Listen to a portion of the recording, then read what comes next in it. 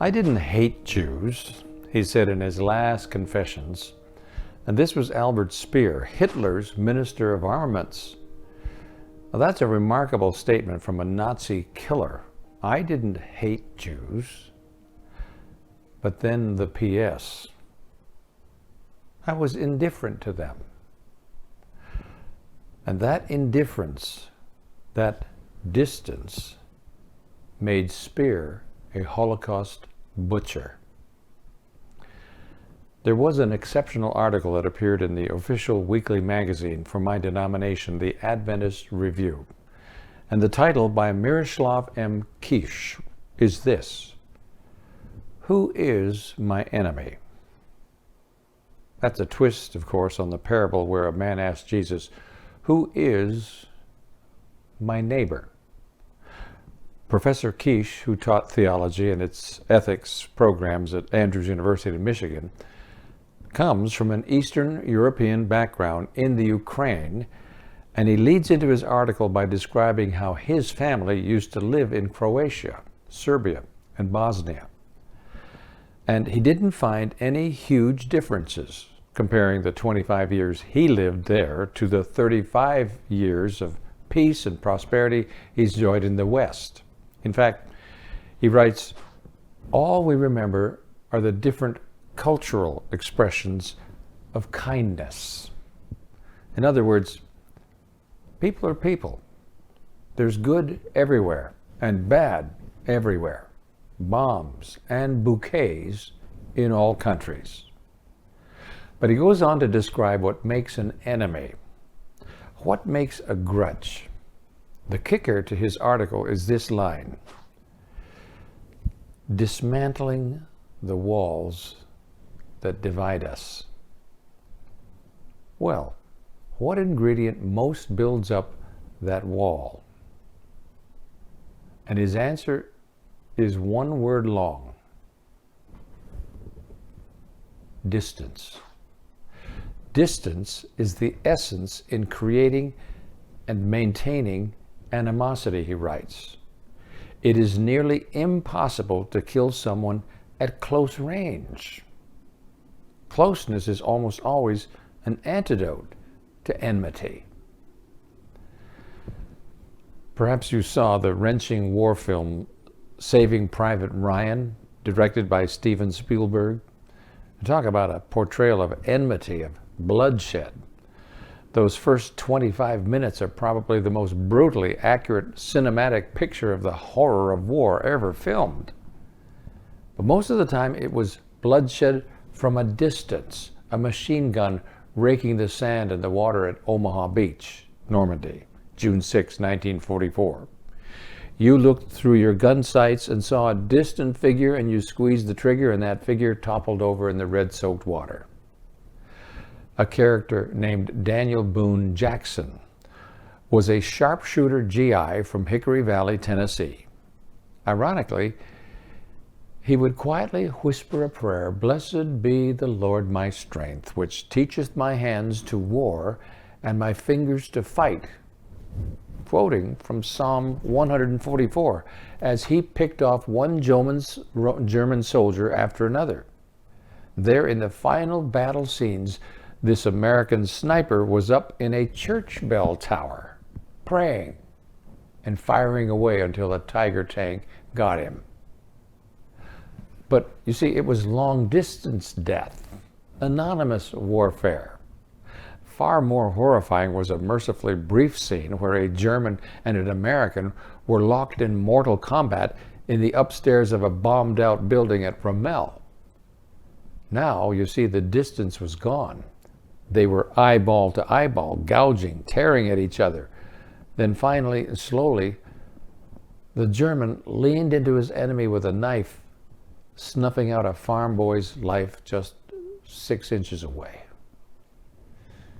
And that was the worst, because that kind of closeness is in stark, horrible contrast to the distance one usually needs in order to hate and fight and maim and kill.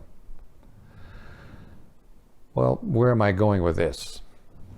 In this magazine article by Dr. Kish, he tells us that the Bible word Oyev in Hebrew doesn't just refer to an enemy, but specifically means an enemy or assailant who comes from outside to inflict personal or national injury. Someone who comes from out there, from a distance, to hurt you. And in our own personal relationships, even if you and I live a long ways away from Bosnia or Afghanistan, it's this same problem. Distance is what fuels our grudges. We allow our anger to put many miles, at least emotional ones, between us and that person we're angry with. Where once we saw eye to eye and felt close to each other and talked and openly shared, a drifting away happens. And soon it's easy to hate them. Dr. Kish tells us. And remember, he teaches both religion and ethics. So this is a field of up-close study for him. That is the first stage in enemy making. It's this: identity. Our search for identity often moves in a negative direction. Our self-affirmation comes at the expense of another. This negative quest for identity, he writes, takes us down 4 bad roads. The distance of difference, the distance of derision, the distance of defamation, and the distance of indifference. First, I notice the things that are different. Maybe I slip into a pattern of telling ethnic jokes. Then I begin to ridicule this person I used to have as a friend. Then it goes to defamation, open name calling. And finally, the distance of indifference. I stop caring at all. Kish reminds us that the first grudge in the Bible ends up with God asking Cain, "Hey, where's your brother?" "Your brother." And Cain shrugs, "How should I know? Am I his keeper? Leave me alone."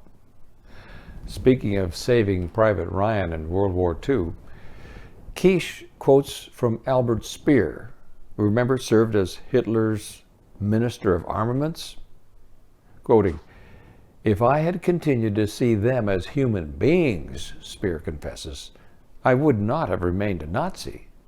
I did not hate them. I was indifferent to them."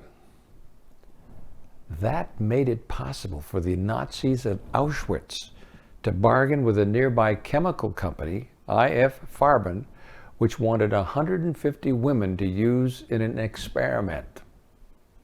They wouldn't pay more than 170 marks a head. Notice, not a person, just a head. A few weeks later, another memo was sent. The tests were made. All subjects died.